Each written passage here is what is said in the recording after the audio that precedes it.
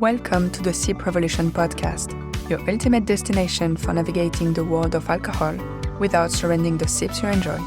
I'm your host, Salome, and I'm passionate about helping you reclaim control over your drinking. In this podcast, we're on a mission to equip you with practical, science-backed strategies that will help you transform your relationship with alcohol on your own terms. We will also uncover how society and the film industry often normalize and romanticize alcohol and the profound impact this has on our physiology and psychology. And we'll dig into the nitty-gritty of how alcohol affects your brain, both physically and mentally. So whether you're trying to cut back, moderate your intake, or simply gain a better understanding of your drinking habits, the Sip Revolution podcast is your partner in crime on this life-changing journey. So let's start this adventure together. Grab your favorite drink, or not, settle in, and let's sip our way to a healthier and wiser relationship with alcohol. Cheers to a new perspective on sipping. Before we dive in, I just wanted to let you know that I created a free resource in which I explain exactly how I went from alcohol addiction to being able to drink in moderation effortlessly. It is called The Science Behind Moderate Drinking, and it will explain the ground base of a fundamentally different approach that helped thousands of people to get rid of the addiction without having to go sober. As I said, it's completely free, and you can grab it by clicking on the link in the show notes. Now, on to the episode. So today, I wanted to talk about what is behind the motivations that you have to either drink less or quit drinking altogether, and how it can be absolutely key in your success. Something that is fundamentally important for your recovery is that you need to understand that you need to want the results. It's not enough to walk towards your goal, knowing that it will be good for you and that it is what you should do. You need to be genuinely motivated and attracted by your end goal. You need to be able to daydream about what your life will be like once you achieve the goal. So for instance, at the beginning of my recovery journey, when I was still overdrinking, I used to go on Instagram and search for sober influencers. And spoiler alert, I was absolutely not attracted by their lifestyle and the content they posted. I didn't want to order a mocktail at the bar or spend the night in rather than going to the club with my friends. I didn't think that their soda water and squash was as delicious as an iced cold beer. I liked my life the way it was, minus the consequences of my overdrinking, and everything I imagined included alcohol. A date night and red wine, some cocktails on holidays, a few pints at the pub, champagne on my birthday, a gossip and rosé night with my friends, brunch with mimosas. I didn't want to trade these visions for a version that didn't include alcohol.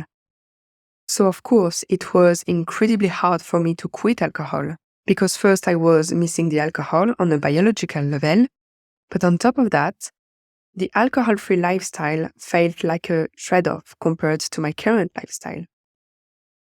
The benefits of not being hungover and so on were not enough to make up for what I felt I was losing. However, what I fantasized about was the early, quiet, peaceful Sunday morning. I loved the idea of waking up early, rested and refreshed, and sitting on the sofa with a coffee while reading a book for a couple of hours. I liked both visions of having a slow morning with my boyfriend, eating breakfast in front of a film, and the vision of going for an early walk, maybe getting breakfast out, and having a productive Sunday. These two visions felt like such an upgrade compared to what my current Sunday mornings were. It was absolute chaos at the time. I would wake up very early, after a very bad night of sleep, wondering what I did the night before, if I had a fight with my boyfriend, if I sent some stupid text to my family and friends. I knew I had too much to drink, but I didn't know how much. My head was hurting, I was thirsty, nauseous. I would then go back to sleep and not wake up until 12 p.m. or 1 p.m., when my only thought would be to eat a lot of greasy food and do nothing on the sofa all day long, feeling guilty and ashamed for the night before and fighting the hangover. I was tired of these mornings. So I still wanted the fun nights out and wine at dinner and all of the things I was envisioning, but I didn't want the second hidden part of the vision, which was to suffer the consequences of drinking too much. So it became quite clear that what I wanted wasn't an alcohol-free lifestyle. It was to be able to drink, but also to be able to stop before I had to face any of the bad consequences. And once I understood that, I stopped trying to force myself to achieve this alcohol-free lifestyle that I didn't truly want. And things improved quickly. I now had a clear goal of being able to drink in moderation without it being a huge, constant effort. So this is what I worked towards with the Sinclair method, and something very interesting and surprising happened. As I was reaching my goals, the visions of what an ideal lifestyle would look like also changed. And now, the things that I want are things that I would have never, ever imagined I would want. A soft drinks menu when I go out, I enjoy dates that don't include alcohol, and my idea of a fun present for myself is a mocktail kit subscription box. And this is now what I'm working towards. I don't know if I will ever be fully alcohol-free.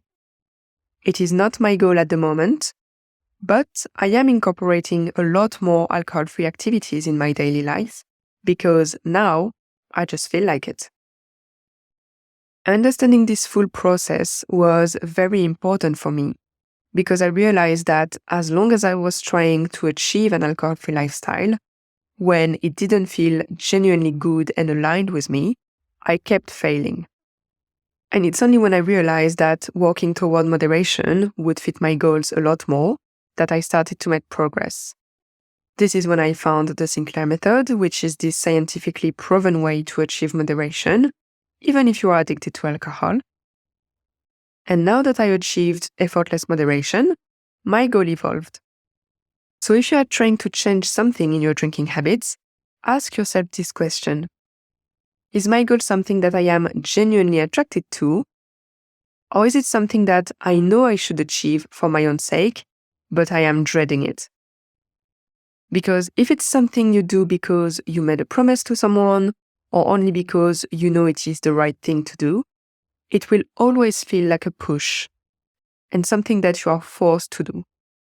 And it will be incredibly hard to achieve. It will not feel natural and you will not enjoy the process or most likely the results. And also remember, your goal now doesn't have to be your forever goal. You can revisit and adapt as you make progress. I hope you found this helpful and I would love to hear about your goals.